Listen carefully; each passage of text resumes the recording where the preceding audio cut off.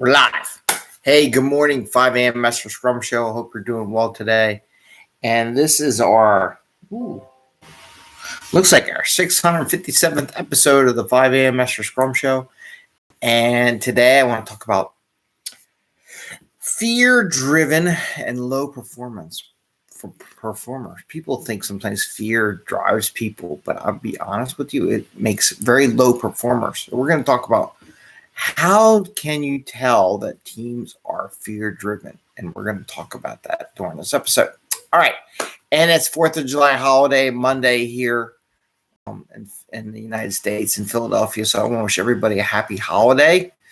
And I am Greg Mester, Scrum Master and Agile Coach. And here on the 5 a.m. Mester Scrum Show, we talk about Scrum and Agile in a practical, tactical way so you can get value to your customer, not work the crazy hours so you can enjoy the holidays with family and friends. Like I put up some fireworks pictures and walking the dogs, and we're going to go hiking in a little bit here on a trail. So I got to get some exercise in the morning. Enjoy time with family and friends. That's why we do this, right? That's why I think Agile and Scrum help you get that and have fun in the office and at home. So, fear-driven low performers. The other day, I was chat with some people the other day when we were talking about something about fear-driven. The idea that how do you tell if you have a psychological safety in your organization and the idea of fear-driven performance? How do you tell whether or not teams are fear-driven? And there's a couple telltale signs. One, they wait for everyone to tell them what to do. If people are waiting for someone to tell them what to do, they're fear-driven. Something's going on in the team and organization that causes them to have to wait for that. The other one, excuses. A lot of people you might hear with the virtual say, "Oh, I'm having troubles with connection. Oh, I'm having internet connections."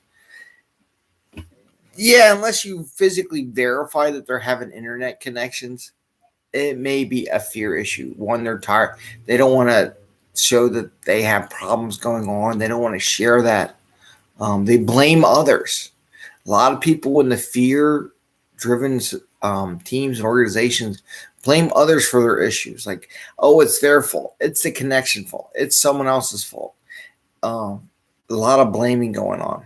Afraid to admit problems, right? That's a major telltale sign, besides the waiting and the excuses, is the afraid to admit problems. If you have a team that won't, at retrospective, talk about issues they had, or refuse to put a flag up when something's delayed because they don't want to look bad, that's a fear-based organization.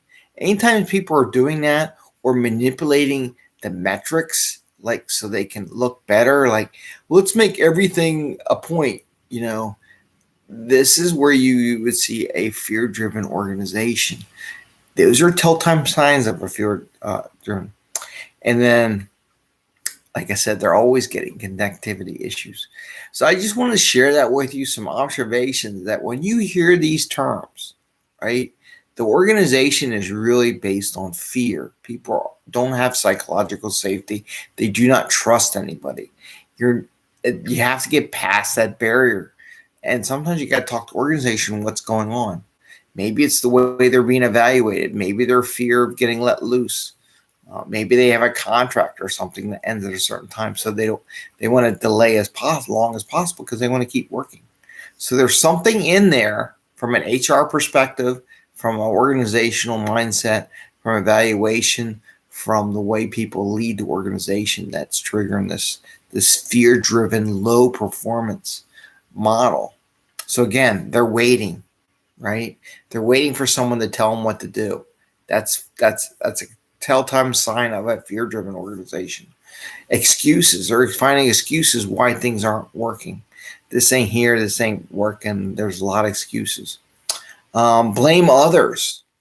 They blame others for the problems going on. They don't try to go in and fix it themselves, right? Because if they go fix it themselves or admit that they can probably look at it and they don't get it done, their fears are going to be held accountable for not fixing something.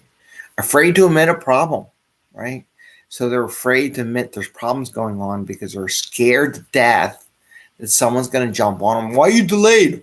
We're delayed. What do you mean we're delayed? Why'd you flag it? What's with the bug? Right? So these are all issues. So they always say they're happy. And then another one, they say they have connectivity issues. And again, this is why we do it early in the morning. Hello. Hello. Yes, sir. Can I help you? You're late. We're late. I know. We're late. We're late for the show. We're late for doing all kinds of things. And I got to go hiking. I think he's looking for me. So I want to share that with you. Look for the telltale signs of a fear-based organization where people are scared. If you see that, there is something going on. There's a psychological safety issue going on in that organization. So again, fear-driven, low performing. Now people say, "Well, I'm really rough in that they're high performing because I drive them that way." Not really. If you think about lean, what do they say? They're waiting for people, right? Waiting is a Muda, right? It's not a good thing because you can be doing faster if they go and do stuff or ask for questions.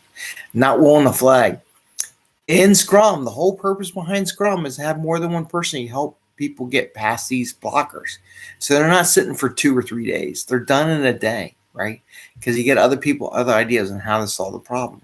They're scared to ask the question, right? You have to be aware for that. So I wanted to share those ideas.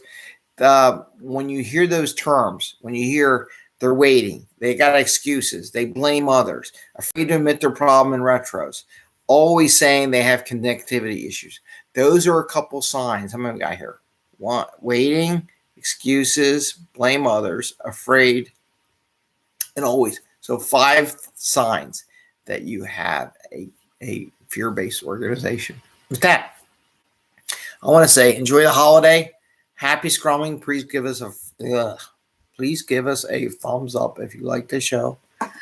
Ring the bell once and twice. Eddie saw the 3rd time because there's 3 options, like no notifications, which we don't want. Regular and everything. We want everything. So do it twice, please. And get notified when we go live. And with that, have a happy day. Happy Scrumming. Enjoy some time with family and friends. And hopefully you're not working and cutting code in and dropping code during a holiday. With that, take care. And happy 4th. Bye. See ya.